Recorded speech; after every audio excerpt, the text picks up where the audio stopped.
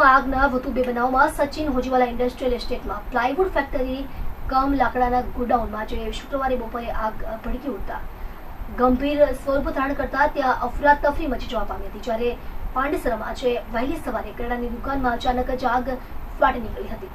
Sachin Hojiwala industrial એસ્ટેટમાં gate number 2 પાસે પતરાના શેડમાં plywood factory cum લાકડાના ગોડાઉન બનાવેલું છે।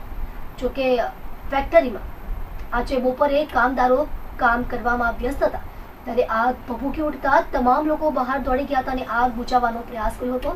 બાદમાં સચિન હોજીવાલા ઇન્ડસ્ટ્રીયલ અને સચિન જેડીસીની ફાયરની ગાડી ત્યાં પહોંચી આગ કાબૂમાં લેવાની કોશિશ કરતા હતા, પણ લાકડાના લીધે આગે વિકરાળ સ્વરૂપ ધારણ કરતા વધુ પ્રમાણમાં ધુમાડા નીકળવા માંડ્યા હતા।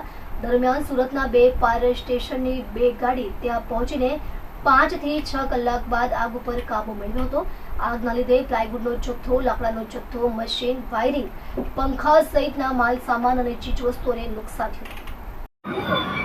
સચિન પોલીસ વિસ્તારમાં હોજીવાલા ઇન્ડસ્ટ્રી એરિયા છે, તેમાં જાગૃતિ પ્લાય કરીને કંપની આવેલા હતા। એના પ્લાયના બિઝનેસ છે, ત્યાં આગ લાગેલા છે અને 2 કલાક જેવો સમય થયેલ છે। હાલમાં હોજીવાલા ઇન્ડસ્ટ્રીના પોતાના ફાયર ટીમ અને કોર્પોરેશનના ફાયર બ્રિગેડ અને ઇમરજન્સી ટીમ આવી ગયેલ છે અને આગ ઉપર કાબુ મેળવવાના અત્યારે કામ ચાલુ છે। કોઈ જાનહાનિના બનાવ બનેલ નથી અને પોલીસ સ્ટાફ, સચિન અને બીજા પોલીસ અધિકારીઓ અને સ્ટાફ અત્યારે સ્થળ ઉપર હાજર છે।